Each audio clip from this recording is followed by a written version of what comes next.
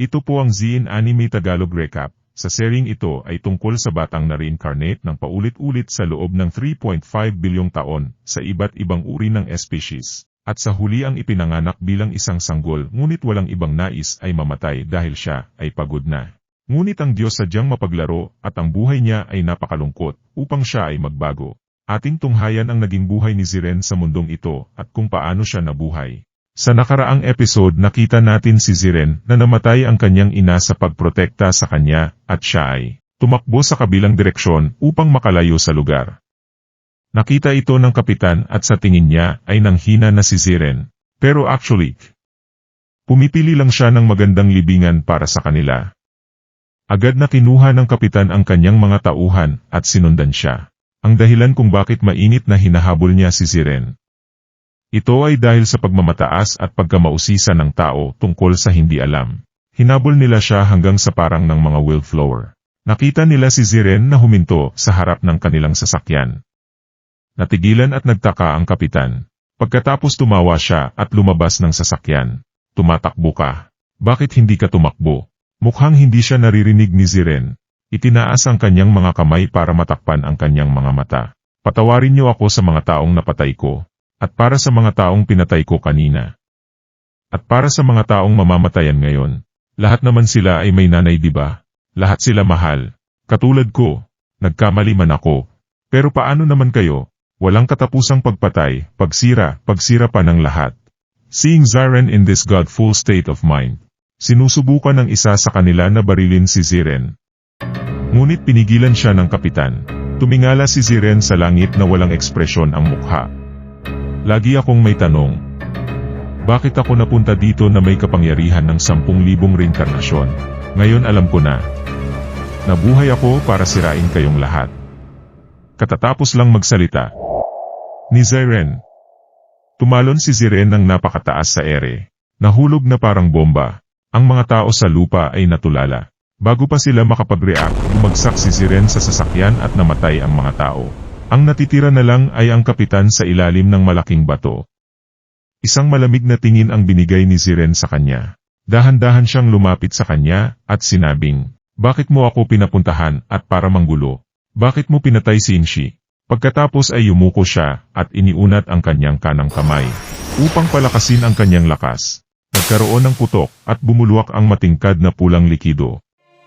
Matapos harapin ang mga lalaking iyon, hinanap ni Ziren ang katawan ng nanay niya. Hinawakan niya siya at pinasan. Naglakad ng naglakad si Ziren. Hindi niya alam kung gaano na siya katagal sa paglalakad. Di alintana ang pagod. Katulad ng, para bang ilang libong beses niyang narinig ang mga salitang sinabi sa kanya ng kanyang ina. "Mahal kita." Wika ni Ziren sa mahinang boses, "Mahal din kita." Ang batang lalaki ay nawalan ng pag-asa na mabuhay. Dahil ang lahat ng kanyang buhay ay nawala sa kanya. Patay na ang kanyang ina, ang tanging dahilan na nabubuhay si Ziren. Gustong sumama ni Ziren sa nanay niya. Ngunit pinigilan ng kanyang ina sa kanyang huling hininga. Gusto ni Inshi na mabuhay siya. Tinupad ni Ziren ang kagustuhan ng kanyang ina. After send his enemies to hell. Hawak niya ang katawan ng nanay niya. Nag-iisa.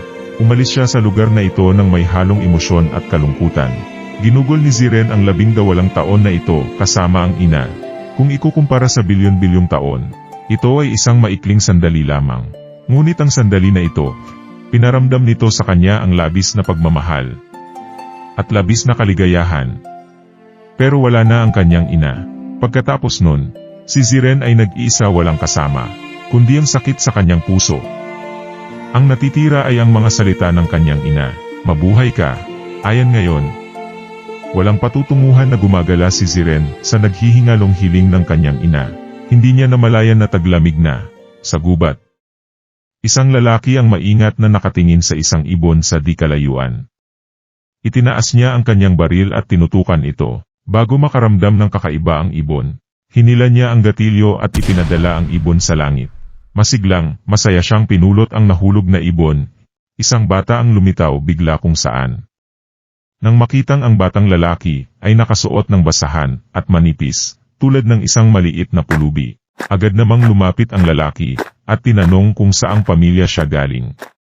Hindi sumasagot si Ziren. Sa halip, walang ekspresyon niyang tinitigan ang ibon sa kanyang paanan. Walang pakialam ang lalaki, binuhat niya ang ibon at inalog-alog. Paano yan? Ang taba naman, no? Isang malamig na liwanag ang sumilay sa mga mata ni Ziren nang marinig yon. Unti-unting naipon ang kapangyarihan sa kanyang palad. Akmang papatayin na niya ang lalaki. Sa halip, ang lalaki ay biglang nagtanong, nasaan ang iyong mga magulang? Ang simpleng tanong ay tumatak sa puso ni Ziren. Hindi niya maiwasang iyuko ang kanyang ulo at sabihing, patay na. Narinig ng lalaki ang sagot na ito ni Ziren. Walang isang salita ng pakikiramay ang binigkas ng lalaki. Kundi ay hinubad niya ang coat niya at itinakip kay Ziren. Malambing na inaayos sa kanya. Winter na tapos naka-short sleeves ka pa. Nilalamig ka? Nagtataka na tingin ni Ziren sa lalaki. Walang ibang nag-aalaga sa kanya, kundi ang kanyang ina. Walang pakialam ang lalaki. Hinawakan ang kanyang kamay at nagtungo sa bahay niya. Isang flash ng emosyon ang muling lumitaw sa mga mata ni Ziren. Hindi nagtagal, dumating ang dalawa sa isang bahay. Masayang sinalubong ng lalaki ang kanyang ina na nakatayo sa harap ng bahay. Pumasok ang tatlo sa bahay. Maya-maya ay may lumabas na plato ng malambot na manok sa harap nila Ziren, na nakatingin sa pagkain sa mesa ng matagal. Isang biglaang tunog ang nakakuha ng atensyon niya. Nakita ito ng lalaki, at ipinaliwanag iyan ang tunog ng construction site sa tabi. Pero masama ang kutob ni Ziren tungkol dito. Nang makitang nakasimangot si Ziren, tinanong siya ng lalaki kung paano siya nakarating sa lugar na ito. Dinampot ni Ziren ang kanyang chopsticks. Basta. Naglalakad. At pagkatapos ay dumampot siya ng isang piraso ng karne, at sinubo sa kanyang bibig. Ang lalaki ay natigilan sa kanyang mga landas sa walang malasakit na hitsura sa kanyang mukha. Pag-abot, hinampas niya ito sa ulo. Medyo nataranta din si Ziren sa biglaang pagbatok ng lalaki sa kanya. Ngumiti ang lalaki at binawi ang kamay sabay sabing, anak, sumunod ka sa akin sa lungsod bukas, titingnan ko sa gobernador. Tingnan kung may pamilya kang mapagkakatiwalaan. Kailangan mong pumasok sa paaralan. Nang marinig ang pag-aalala ng lalaking ito ay nanlaki ang mga mata ni Ziren sa gulat. Ang oras ay mabilis na lumipas at gabi na. Pero hindi makatulog si Ziren. Sobrang tagal na rin nang hindi niya naramdaman ang pagmamahal. Maaga kinaumagahan. Pagkatapos ay kinuha ng tiyuhin ang kanyang coat at isinuot kay Ziren. Pagkatapos ay pinag-isipan niyang ibinulong ang kanyang sobrang mga binti ng pantalon. Nakatingin sa maamo nitong lalaki. Nagiging complicated ang mood ni Ziren after everything is done. Ngumiti si uncle at nagpaalam sa kanyang ina. Ngunit ang paalam na yon ay magpakailanman. Sa daan papuntang palengke, napatingin si Ziren sa tiyuhin na may pagdududa. Bakit hindi nagsasalita si nanay? Biglang nagsalita si Ziren na natahimik. Saglit na natigilan si uncle sa pag-abot, hinaplos niya ang buhok niya ng mabangis na pangiti at sinulyapan si Ziren. Hindi umiimik si nanay. Ito ay hindi siya nakakapagsalita o nakakarinig. Sinulyapan ni Ziren ang matandang lalaki na may kasamang afterimage. Bakit mo siya kinakausap kung hindi kanya naririnig? Tumigil sandali si Tio, at sinabing, kahit hindi siya makapagsalita, kailangan niyang malaman. As long as it conveys our feelings, that's all that matters. Habang nag-uusap sila biglang bumuhos ang ulan. Palakas ng palakas ang ulan. Nagmamadali si uncle para yakapin si Ziren. Naghahanap ng lugar kung saan makasilong sa ulan. Maya-maya ay nakakita siya ng isang kuweba sa di kalayuan. Hinawakan ni uncle ang kamay ni Ziren at naghanda na pumunta sa kuweba para makaahon sa ulan. Pero hindi niya napapansin. Sa itaas ng kuweba ay ang construction site ng resort. Makita lamang ang isang tuod ng puno na umaalog-alog, biglang hindi na mabilang na mga graba ang napadpad. Agad na bumagsak ang putik at nadurog ang tiyuhin sa kuweba sa ilalim nito. Itinulak ng tiyuhin si Ziren bago pa nabaskan ng lupa. Agad na tumakbo si Ziren patungo sa natabunan na tiyuhin na lumalaban. At si Ziren ay pilit na hinukay ang mga piraso ng kahoy at mga tabo sa kanya. Huminga ng malalim ang tiyuhin. Ano ang gagawin? Napatingin agad si Ziren sa kanya. Teka, ilalabas kita dito. Ngunit muling nagsalita ang tiyuhin. Hindi ako pwedeng mamatay, Nay. Nay. Natigilan si Ziren saglit. Nabanggit na hindi niya sinasadya ang namangyari ito sa kanyang sarili.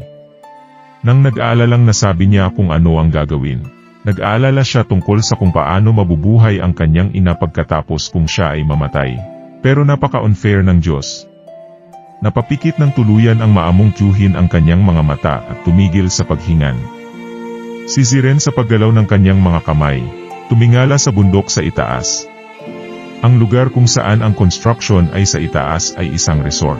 Hinuhukay niya ang tiyuhin at dinala pabalik. Pero tumingala siya sa di kalayuan. Tapos niyuko ang ulo at natahimik. Ang lola pala ang papalapit sa dalawa. Na may dalang payong. Napatingin ang lola sa anak sa likod ni Ziren. Nalaglag sa lupa ang payong na nasa kamay niya. Ang matanda ay di kinaya ang sobrang kalungkutan at ito ay namaalam din. Si Ziren, pabalik sa bahay ng tiyuhin ay nakaupong mag-isa sa pintuan. Pagkatapos gumawa ng ilang trabaho, iniisip ang mga taong pinatay niya. Sa tingin niya ay dapat ay di siya maapektuhan nito. Pero napakalungkot niya ngayon, hindi niya alam kung ano ang tama. Bigla niyang naisip ang quote ni Ingshi, that life is like a blank test paper. Dapat mong sagutin ang tanong kahit hindi mo alam ang tamang solusyon. Parang may sagot si Ziren sa isip. Sa araw ng pagputol ng laso ng resort, isang bata ang mabagal na naglalakad patungo sa masayang okasyon. Natigilan ang lalaking kinaukulan. Naguguluhan sa kanyang mukha na isip niya sa sarili, paano nakalusot ang isang bata sa mga gwardiya, pero hindi niya masyadong iniisip. Inutusan niya ang kanyang mga tauhan na bumaba at itaboy si Ziren, pero nang papalapit siya kay Ziren, nakita niya ang katawan sa likod niya. Naparalisa ang lalaki sa takot na lumapit sa kanya si Ziren na walang ekspresyon sa mukha. Hindi na ako magdadalawang isip pa. Maaari kayong lahat mapunta sa impyerno. Parang yun na ang sagot ko. Ginalaw-galaw lang ng bata ang kanyang daliri at pumatay ng libu-libong tao, ngunit hindi niya naisip na ito ay sapat. Gusto ni Ziren na sirain ang mundo dahil sa kawalan ng hustisya ng tao at pagkasira ng kapaligiran patay na si nanay. Maging ang mag-ina na nagbigay sa kanya ng kislap ng init. Wala na silang lahat. Wala na ang liwanag ni Ziren sa kanyang mga mata. Siya ay nag-iisa sa kanyang mga iniisip sa mahabang panahon. Napagtanto niya na upang maabot ang kanyang layunin, kailangang magkaroon siya ng malalim na karunungan sa kanyang sariling kapangyarihan kahit na kaya niyang maging lahat. Ngunit walang kamalayan, ito ay isang katawan lamang ng tao. At kaya, gumugol si Ziren ng isang taon sa patuloy na pag-eksperimento. Nang araw na yon ay dumating siya sa riles ng tren. Nakatitig siya sa tren habang tumatakbo ito. Tinitingnan ng driver ang biglaang pagsulpot ng binatilyo at natigilan sa kanyang paglalakad. Ngunit huli na para huminto. 12 ng metrong tumilapon sa ere si Ziren. Ngunit nang ihinto ng driver ang tren at sabik na lumabas para tingnan. Ngunit wala sa harap ng tren. Nagtataka ito kung may nakita siyang multo. Lingid sa kanyang kaalaman, matagal nang umalis si Ziren sa paligid. Sinubukan niya ang kanyang katawan. Pakiramdam niya ay kayang abutin ng kanyang katawan ang lakas ng hatchel ng ngipin kahit na siya ay walang malay. Pero alam niyang hindi iyon sapat. Sa darating na panahon, natutunan ni Ziren na makipag-usap sa lahat ng anyo ng buhay. Hindi lamang verbal na komunikasyon bagkus, ito ay isang psikiko na sensasyon. Ang oras ay patuloy na lumilipas at si Ziren ay nasa edad na. Ramdam niya ang pagpasok ng kanyang katawan sa tuktok nito. Kaya ginamit niya ang kakayahan ng pagong panatilihin ang panahong ito ng mahabang panahon. Tahimik na lumipas ang 30 taon, patuloy na lumalago ang industriya. Lumalagong polusyon, pero hindi pa rin nagbabago ang itsura ni Ziren. Sa panahong ito, natututo si Ziren na makipag-usap sa lahat. Tubig, halaman, maging ang lupa.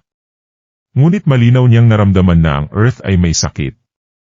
Unti-unti itong namamatay.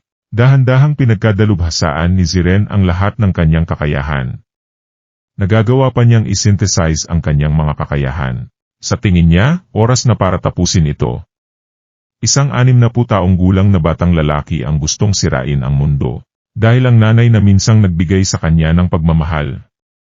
Ang kakaibang lalaking nagbigay sa kanya ng sinag ng liwanag sa kanyang kawalan ng pag-asa. Lahat ay namatay dahil sa mundo. Sa mata ni Ziren, ang pagkawasak ay nangangahulugan ng pagtubos. Nang malapit na siyang magpadala ng init sa lupa. Gamit ang sarili niyang kapangyarihan para mag-pressure. Nag-trigger ng paulit-ulit na lindol para sirain ang mundo. Biglang nag-alinlangan si Ziren. May naisip siyang iba maliban sa tao, at siya mismo ay nag-iisa sa loob ng ilang dekada. Walang pagmamadali kahit para sa pagkawasak. Gusto niyang makita muli ang mundo ni Yingxi at Uncle. Ibinaba ni Ziren ang kanyang mga kamay na nakaimbak ng kapangyarihan, patungo sa mundo ng mga tao. Pagkatapos maglakbay ay natagpuan niya na ang dagat, ang mga bundok, ang disyerto, ang mga isla.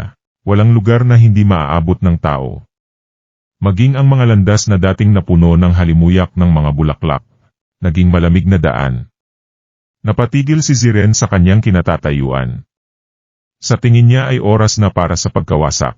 Biglang may tumakbong sasakyan papunta sa kanya, mas lalong ikinainis ni Ziren ang di kalayuang dagundong. Agad na bumuhos ang napakalaking enerhiya mula sa kanya. Dahan-dahan siyang naglakad patungo sa paparating na sasakyan. Pinipilit na sirain ang makukulit na bagay na yon. Habang papalapit ang sasakyan, napansin din ng babaeng nagmamaneho ng sasakyan ang presensya ni Ziren.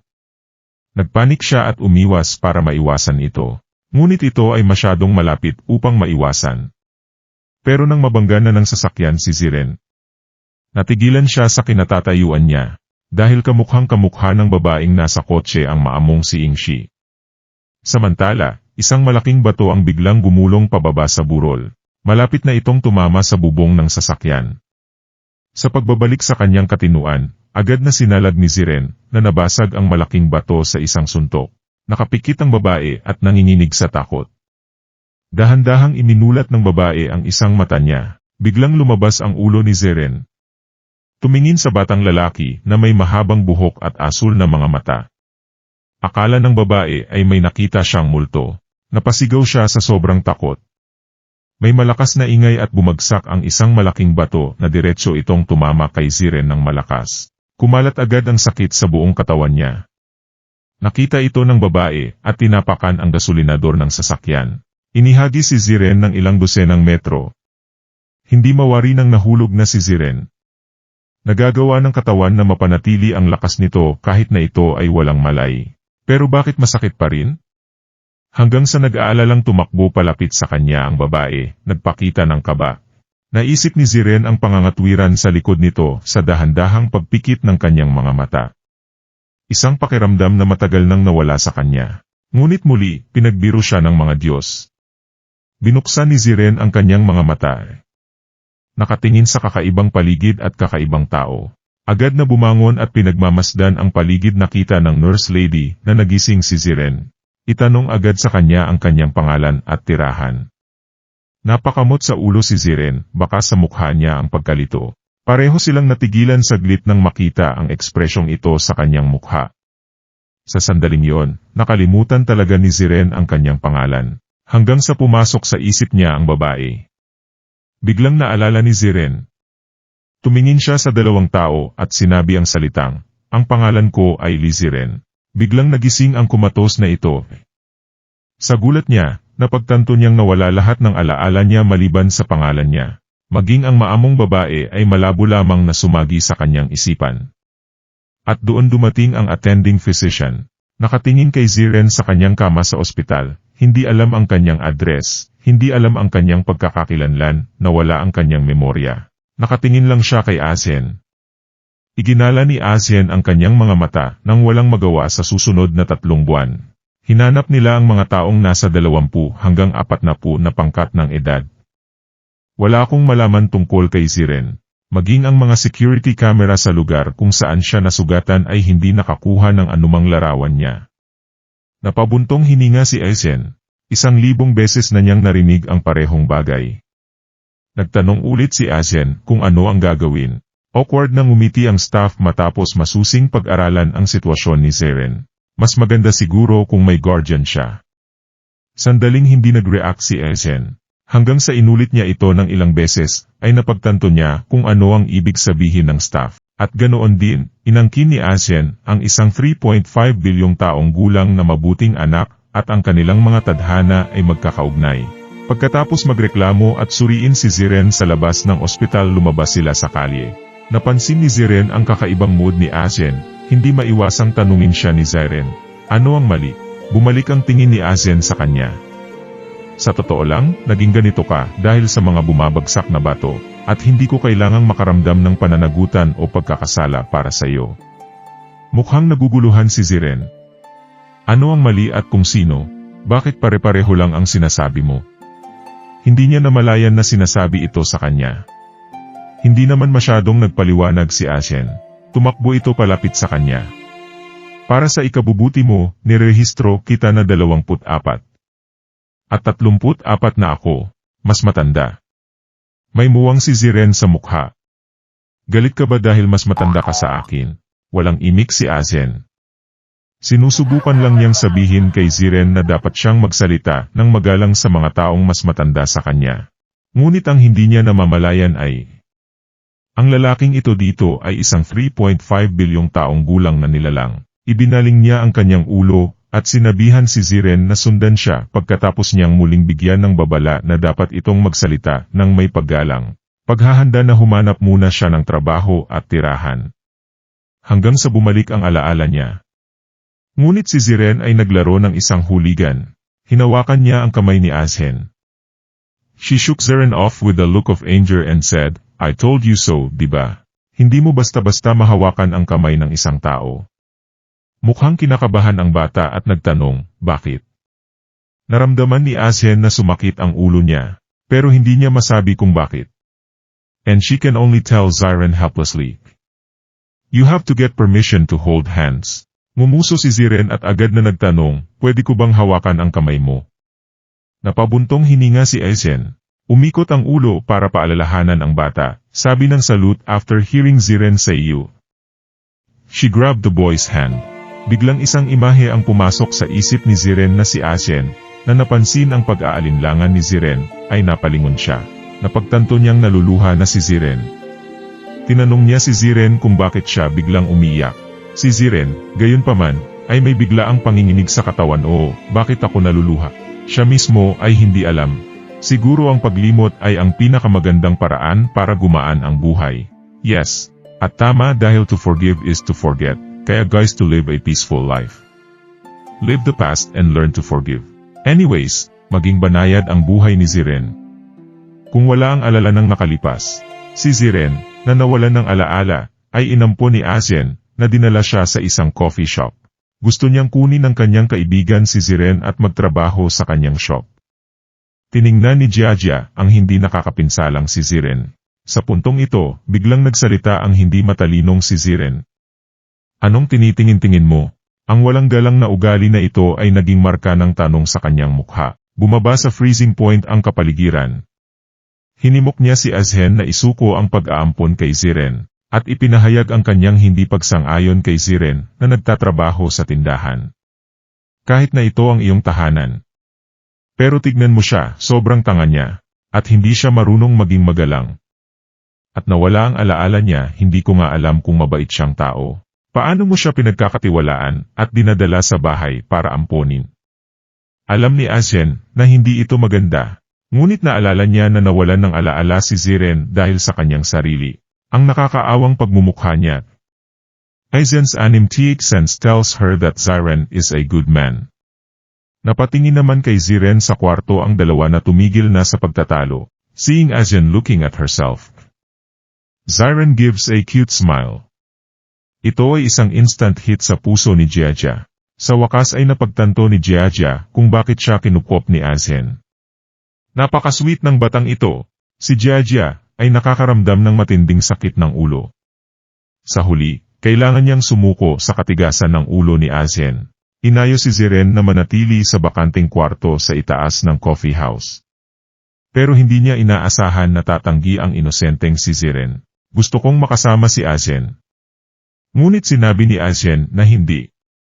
No choice si Ziren, kundi tanggapin. Sa panonood kay Ziren na lalong nanlumo. Sabi ni Azen, huwag kang mag-isip ng kung ano-ano. Manatili ka rito hanggang sa maibalik mo ang iyong alaala. Pupunta ako at bibisitahin ka ng madalas. Tumango si Ziren bilang pagbibitiw. Pagkatapos noon, tumayo si Azen at nagpaalam sa kanilang dalawa. These days, because of Ziren's business, matagal nang naantala ang pananaliksik ni Azen. Curious na tanong ni Ziren, Anong klaseng research? Sinabi sa kanya ni Jiajia. Si Ajen ay isang mananaliksik sa Institute of Biological Science and Technology. Sobrang nakakabilib. Kukunin ni Ajen ang tuta na si Wang. Ngunit pagkatapos lamang mabitawan ang tali, agad na lumakad si Wang patungo kay Ziren at humarap sa kanya. Nagulat si Jiajia nang makita ito. Hindi ko akalain na si Wang, na laging takot sa mga estranghero, ay magiging malapit sa kanya. At pinagmasdan ni Ziren ang eksena na may halong damdamin. For some reason, parang naingit siya kay Wang. Pwede siyang iuwi ni Azen para palakihin siya. At mahalin ni Azen. Isa kang nakakainggit na aso. Sa sandaling hinawakan niya si Wang. Agad na na-activate ang mga kakayahan ng biodiffusion ni Ziren. Isang mabaho at masangsang na amoy ang dahilan upang takpan ni Ziren ang kanyang bibig at ilong. Sanay na siya sa amoy, dahan-dahan siyang tumingin sa gilid ng van na umaamoy ng katiwalian. Si Wang din, walang humpay na umuungol sa amoy ng katiwalian. At agad itong nakilala ni Azen bilang isang truck mula sa sarili niyang tech academy. Napagtanto ni Ziren na may pang-amoy siya ng aso. At nararamdaman din niya na ang nilalang sa truck ay isang nilalang na hindi pa niya nakikita.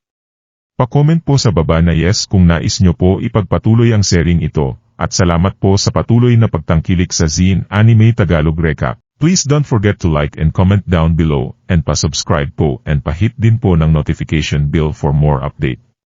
Salamat po at magandang araw sa inyong lahat.